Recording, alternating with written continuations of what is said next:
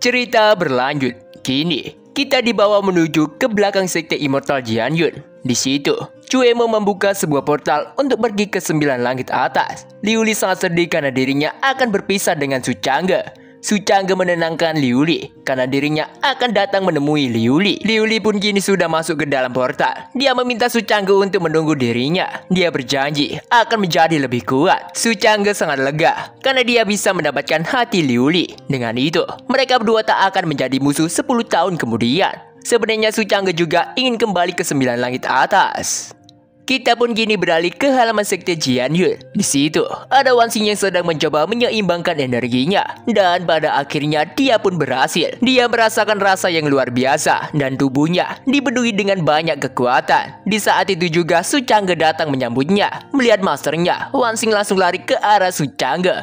Tapi Su Chang'e langsung memberikan pukulan kepada Wan Xing. Dia berkata, bila saat ini Wan Xing sembuh secara kebetulan, Su Chang'e meminta Wan Xing untuk tidak mencuri harta lagi. Dia juga bertanya, apakah Wan Xing mengerti? Wan Xing berkata, bila dia mengerti, dia tahu bila dirinya salah. Dan mulai sekarang, Wan Xing berjanji akan melindungi kota Wanxiong. Su Chang'e bertanya, memang berapa tingkat Wan Xing? Padahal Wan Xing saja belum keluar dari gunung, tetapi dia tetap mengatakan bahwa ingin melindungi ini dan itu. Wan Xing meminta Su Chang'e untuk tidak memukulnya, karena dia takut tak akan tumbuh lebih tinggi. Pada saat itu juga, Yaolan tiba. Dia bertanya apakah dirinya datang di waktu yang salah dan mengganggu rayuan Su Chang'e. Melihat ada Yaolan, Wan Xing langsung menghampirinya. Karena mereka sudah lama tidak bertemu, Wan Xing bertanya, apakah Yaolan berhasil berubah menjadi naga? Dia rasa Yaolan terlihat sangat cantik. Mereka berdua kini saling pegangan tangan satu sama lain. Tapi mereka juga saling mengeluarkan tekanan aura mereka. Yaolan memuji Wan Xing bila kondisinya sekarang sangatlah menakjubkan dengan adanya kekuatan yang melimbat di dalam tubuh Wan Xing. Wan Xing juga memuji Yaolan karena telah mencapai alam transformasi naga dari klan Demon Dragon. Su Chang'e di situ memisahkan mereka berdua dan bertanya, bagaimana jika mereka menguji kekuatan mereka satu sama lain? Mereka berdua yang menerima usulan itu sangat bersemangat dan akan menunjukkan kekuatan mereka masing-masing. Mereka berdua pun bersiap untuk bertaruh. Yaolan meminta Wan Xing untuk tidak mengecewakan dirinya. Wan Xing di situ mengeluarkan sayap dengan 2 warna yang berbeda. Dia meminta Yaolan untuk berhati-hati. Yaolan tak menduga Wan Xing memiliki poni kuno dan kaisar perang kuno. Dengan itu, dia tak heran bila Wan Xing begitu sombong. Yaolan di situ langsung berubah menjadi naga. Dia berkata, bila dirinya bukan vegetarian dan bahkan dia bisa memakan Wan Xing. Wan Xing bersiap untuk mengalus serangan Yaolan hingga pada akhirnya benturan serangan di antara mereka berdua menimbulkan ledakan yang sangat kuat. Yaolan merasa Wan Xing sekarang terlihat seperti bukan orang biasa lagi. Wan Xing tak menduga harus menggunakan banyak tenaga untuk menaklukkan Demon Dragon yang telah berkultivasi selama ribuan tahun. Tetapi jika dia selalu menjadi yang terlemah di dekat Su Chang'e, cepat atau lambat Su Chang'e akan menjauhi dirinya. Wan Xing bertekad harus memenangkan pertarungan ini, karena dengan ini saja dia bisa tetap ada di sisi masternya. Wan Xing dengan penuh amarah bersiap untuk melawan Yaolan. Yaolan di situ juga langsung maju untuk menghadapi Wan Xing. Tapi Su Chang'e di sini menggunakan sebuah teknik miliknya untuk menghantam mereka berdua. Dia berkata, karena mereka serius tentang hal ini, maka keduanya harus merasakan serangannya. Waduh. Dan sebuah tinju besar pun terarah ke Wan Xing dan Yaolan. Hingga pada akhirnya mereka berdua terkena serangan itu. Yaolan sangat kesal karena Su Chang'e menghentikan mereka dengan cara seperti ini. Dia bertanya-tanya apakah Su Chang'e ingin menghabisinya. Dengan senyum bahagia, Su Chang'e berkata bahwa semua orang harus saling mencintai.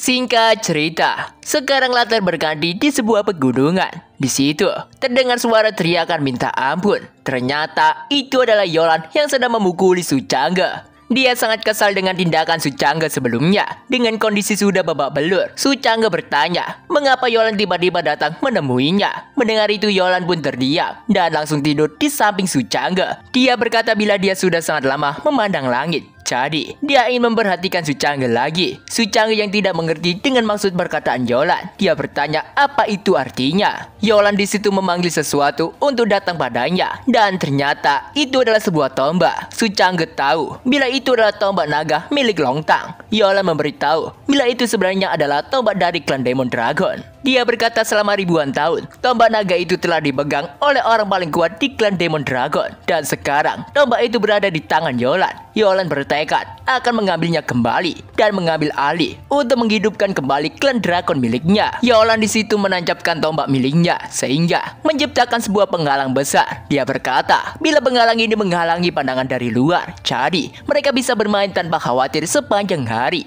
Dia juga berkata, mungkin dia tak akan kembali dalam waktu yang lama. Jadi, dia akan tinggal di sini untuk memakan Suchanga. Suchanga langsung meraih tangan Yolan dan berkata bahwa belum pasti siapa yang akan makan siapa. Dan pada akhirnya, mereka pun melakukan penyuburan tanah di tempat itu.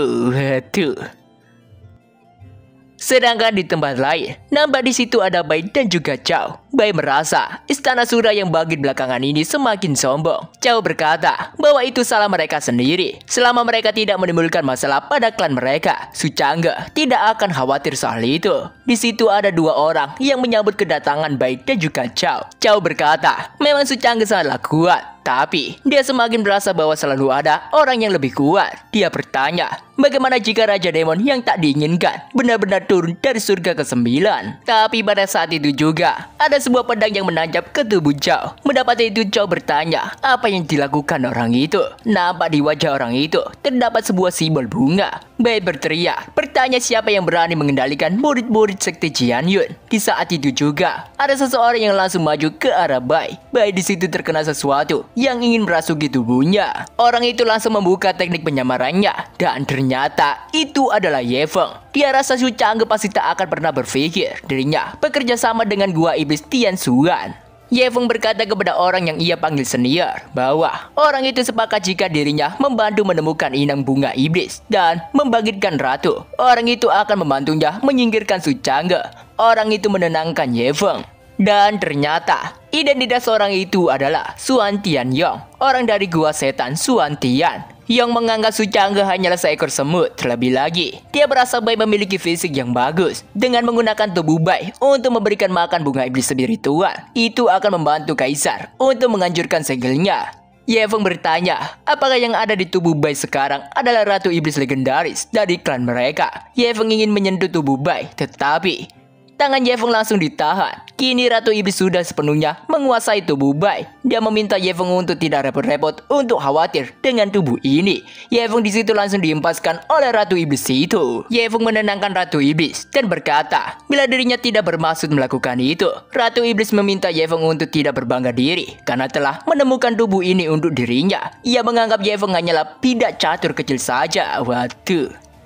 Murid-murid sekte Jianyun sadar bila energi spiritual yang mengerikan ini bukan berasal dari sekte mereka. Ratu Iblis di situ menyebarkan semua energinya yang sangat senang bisa melihat lagi hujan hitam ini. Di situ ada sebuah benang merah yang langsung nempel ke tubuh para murid Jianyun. Mereka semua sudah di dalam kendali Ratu Iblis dan bisa digerakkan oleh Ratu Iblis layaknya sebuah boneka. Ye Feng sangat penasaran apa yang bisa Suchanga lakukan untuk menangani semua ini. Sedangkan di tempat Suchanga, di situ Yolan sudah bersiap untuk segera pergi. Dia memanggil Suchanga dan mengucapkan salam perpisahan. Suchanga meminta Yolan untuk menjaga dirinya baik-baik. Suchanga rasa ini sudah waktunya dirinya untuk segera kembali.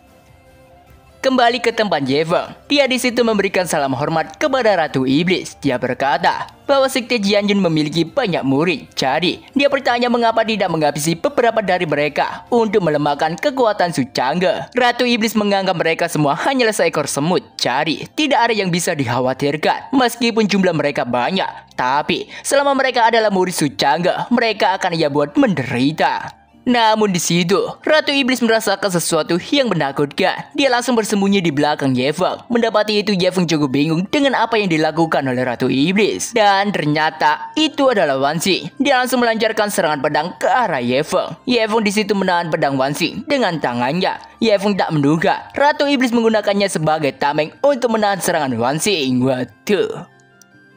Dan ya, oke, bersambung. Waduh, sedikit info ya guys ya. Soalnya ini chapter mau mentok ya. Jadi admin itu ambilnya 3 chapter per video. Ya, supaya admin bisa upload lah. Ya, meskipun sedikit-sedikit pokoknya itu uploadnya itu lancar lah. Meskipun bolong 1 atau 2 hari gitu. Ya, pokoknya kita bisa upload dah.